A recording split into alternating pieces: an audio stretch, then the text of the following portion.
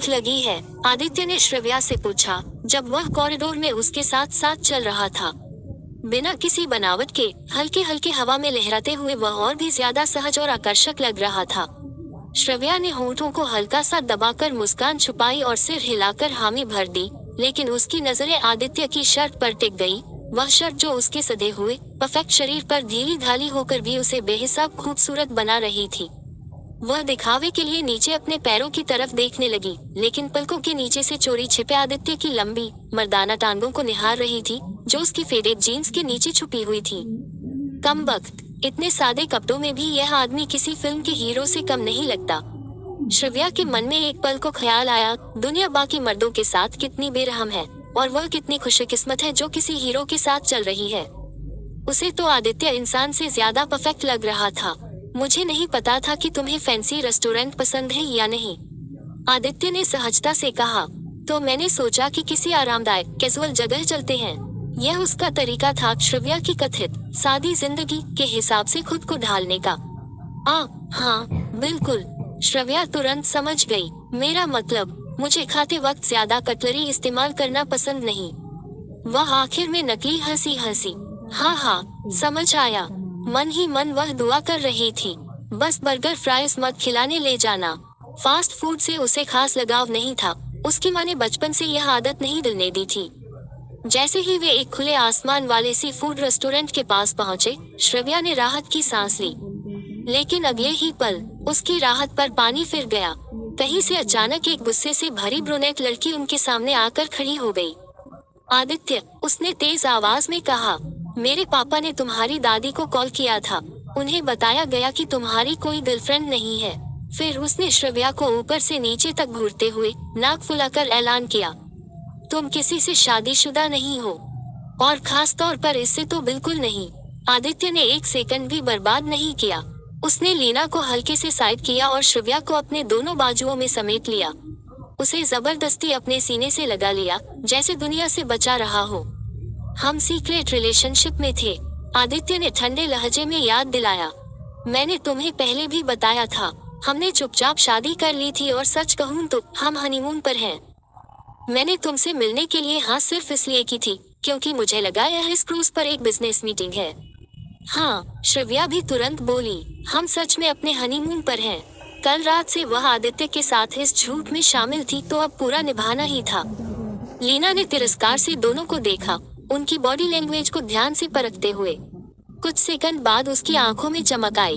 वह आदित्य की उंगली की तरफ इशारा करते हुए बोली, हाँ, तुम्हारे पास तो वेडिंग रिंग ही नहीं है, और शादी का सर्टिफिकेट कहाँ है? श्रव्या के गले में एक पल को गांठ सी बन गई, लेकिन आदित्य शांत रहा। हमें तुम्हें कुछ भी समझाने की जरूरत नहीं है, लीना, उसने सिर हिलाते हुए कहा। और शादी का सर्टिफिकेट हम डिनर पर जाते हुए जेब में लेकर नहीं घूमते। अब प्लीज हमें शांति से छोड़ दो। इसके पास भी न वेडिंग रिंग है, न एंगेजमेंट रिंग। लीना की आंखें गुस्से से लाल हो उठी। इतना बड़ा इत्तेफाक नहीं हो सकता कि तुम दोनों ही बिना रिंग के घूम रहे हो। ओके श्रव्या, सोचो। श्रव्या ने आदित्य की तरफ देखा, वह भी कुछ प्लान कर रहा था। हमें उतारनी पड़ी, श्रव्या ने हिम्मत करके कहा। हाँ, आदित्य तुरंत जुड़ गया, वो बीच में आ रही थी। हाँ, श्रव्या ने बिना जाने की बात कहाँ जा रही है उसका साथ दिया। रिंग्स के बिना ज्यादा आसान था। बीच में किस चीज के? लीना ने शक से पूछा। ब्लडी हेल, लीना, आदित्य झल्ला उठा। समझ नहीं आता, हम हनीमून पर हैं। हम वाइल्ड सेक्स कर रहे थे और रिंग्स रास्ते में आ रही थी, बालों में उलझ रही थी, स्किन को स्क्रैच कर रही थी, इसलिए उतारनी पड़ी। श्रव्या वही जम गई, टमाटर की तरह लाल। क्या उसने सच में ये सब जोर से कहा? कई नजरें उनकी तरफ उठ चुकी थी। श्रव्या को जिंदगी में कभी इतनी शर्मिंदगी महसूस नहीं हुई थी। Wild sex, seriously? चलो स्वीट हार्ट, आदित्य ने सहजता से कहा। चलकर रिंग्स ले आते हैं, ताकि लीना की जिज्ञासा शांत हो जाए। लीना की प्रतिक्रिया का इंतजार किए बिना उसने श्रव्या का हाथ पकड़ा और तेजी से चल पड़ा। आदित्य समझ चुका था, लीना हार मानने वाली नहीं थी। उन्हें रिंग्स लेनी ही पड़ेंगी।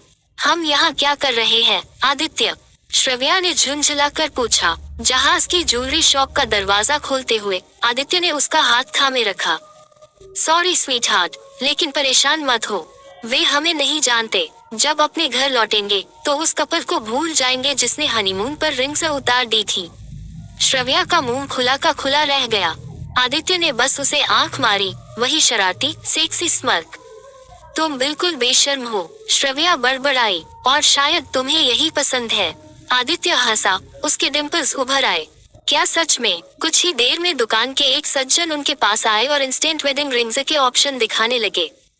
कुछ शर्तें हैं, श्रव्या ने साफ कहा। पहली, कीमत ज्यादा नहीं होनी चाहिए, हम बस नाटक कर रहे हैं। और दूसरी, आदित्य ने ठुड्डी सहलाते हुए जोड़ा, रिंग्स में डिटेल्स होनी चाहिए। एक शब्द। श्रव्या ने आंखें घुमाई। वाइल्ड नहीं। आदित्य मुस्कुराया। डेंजरस, थोड़ी शार्प एजेस वाली, ताकि बालों में उलझ जाए। आदित्य बोला, और इस्तेमाल के बाद आसानी से डिस्पोज हो जाए। श्रव्या ने सिर हिलाया। तो बताए, दोनों ने एक साथ कहा। आप क्या रिकमेंड करेंगे? दुकानदार पसीने से तर हो गया। आप वेडिंग रिंग्स लेना चाहते हैं? वह हकलाया। या मर्डर वेपन? सन्नाटा छा गया। आखिर आदित्य ने गला साफ किया। ऐसा कुछ नहीं है। हाँ, श्रव्या ने झट से जोड़ा, हम बस बेड में थोड़ा रफ और वाइल्ड पसंद करते हैं। थप्पड़। श्रव्या ने आदित्य की बाह पर मारा। आदित्य। दुकानदार ने गहरी सांस ली। ओह, तो आप BDSM में हैं। गोल्डन चेन बढ़िया रहती है। दिखाऊं? दोनों के मुंह खुले के खुले रह गए। आदित्य पहली बार चुप था, और श्रव्या सोच रही थी, क्यों मर्डर वेपन ज्यादा अच्छा ऑप्शन लग रहा था। ओह माय गॉड, 3 बजे की दिशा। श्रव्या ने मेन्यू की तरफ झूठा सा झुकते हुए फुसफुसा कर कहा, स्टॉकर अलर्ट। रेस्टोरेंट में आने से ठीक पहले भी वे दोनों लीना को वहीं खड़ा पा चुके थे। मजबूरी में आदित्य और श्रव्या ने अपनी शादी की अंगूठियां फ्लैश की थी और कुछ तीखे जहरीले तानों को झेलने के बाद ही अंदर दाखिल हो पाए थे। लेकिन असली झटका तो तब लगा जब वही ब्रूनेट लड़की लीना रेस्टोरेंट में उनसे ज्यादा दूर नहीं एक टेबल पर आकर बैठ गई। उसकी नजरें साफ बता रही थी कि वह हर हरकत को नोटिस कर रही है। वे कैसे बैठते हैं, कैसे बात करते हैं, कैसे मुस्कुराते हैं। आदित्य ने बस सिर हिलाया और हल्की मुस्कान के साथ कहा, सॉरी, मैं अपनी ही खूबसूरती का शिकार हूँ, इग्नोर करो उसे। श्रव्या ने आंखें घुमाई, लेकिन मन ही मन वह उससे पूरी तरह सहमत थी। आदित्य जैसा आदमी, लंबा, स्मार्ट, कॉन्फिडेंट, उसके पास एक से ज्यादा स्टॉकर होना कोई हैरानी की बात नहीं थी। उसके खुद के भी कभी कभी होते थे, लेकिन पिता और भाई ने हमेशा उन्हें संभाल लिया था। तुम्हारी किस्मत अच्छी है, श्रव्या ने मेन्यू देखते हुए कहा। जिस तरह से वो मुझे घूर रही है, मैं तो बस इसी वजह से तुमसे शादीशुदा बने रहना चाहती हूँ, ताकि वो जल जल कर राख हो जाए। आदित्य हंस पड़ा। बहाने, सिर्फ बहाने। सच ये है कि तुम पहले से ही मुझ पर फिदा हो रही हो। ड्रीम ऑन, श्रव्या ने पलट कर कहा, मगर आखिर में होठों पर शरारती मुस्कान आ ही गई। क्या तुम्हारे मम्मी पापा ने नहीं बताया? झूठ बोलना अच्छी बात नहीं होती। आदित्य ने आंख मारी। दिल की सुनो, कभी ट्राई करके देखो। वेटर ऑर्डर लेने आया तो आदित्य ने आत्मविश्वास से कहा, लेट मी गैस, सीजर सलाद। श्रव्या चौंकी। तुम्हें कैसे पता? उसने वेटर की तरफ देखकर ऑर्डर कंफर्म कर दिया। आदित्य मन ही मन सोच रहा था, ज्यादातर लड़कियां बस वही खाती हैं। और साथ में ये lemon butter snapper 500 gram. Shravya ने मुस्कुरा कर जोड़ा, oh no sweetheart. Aditya बीच में बोला, मुझे श्रिम्प्स पसंद हैं, तुम्हें मेरे लिए ऑर्डर करने की जरूरत नहीं। नहीं आदित्य, श्रव्या ने शांत लेकिन साफ आवाज में कहा, मछली मेरे लिए है। और हाँ, मैं सलाद खाती हूँ, लेकिन मुझे प्रोटीन भी चाहिए। मैं सिर्फ घास खाकर खुद को भूखा नहीं रखती। उसमें मजा ही क्या है। एक पल के लिए आदित्य जैसे ठहर गया। तुम पूरा 500 ग्राम मछली खा लेती हो, और फिर भी ऐसी दिखती हो। वर्कआउट करती हूँ, कार्ब्स कम खाती हूँ। श्रव्या ने मेन्यू वेटर को देते हुए कहा, खुद का ख्याल रखना आता है मुझे। ये मेरे माता पिता की सिखाई हुई लाइफ लेसन है। खाना आने तक आदित्य ने मौका देखा। तो तुम्हारा एक्स? श्रव्या का चेहरा एकदम बदल गया। मैं उस बारे में बात नहीं करना चाहती। उसने और मेरे दोस्तों ने मेरा दिल तोड़ दिया। ज्यादा सही कहूँ तो मुझे इस्तेमाल किया। इसलिए मैं अपना शहर छोड़कर चली आई। मैं उन्हें फिर कभी नहीं देखना चाहती। उसने गहरी सांस ली। मैं नई शुरुआत चाहती हूँ, नए दोस्त। और अब वह हल्का सा रुकी। एक पति भी है, और वो भी एकदम फाइन। आदित्य ने तुरंत जोड़ दिया, स्मर्क करते हुए। श्रव्या ने बस सुनकर हंसी निकाल दी।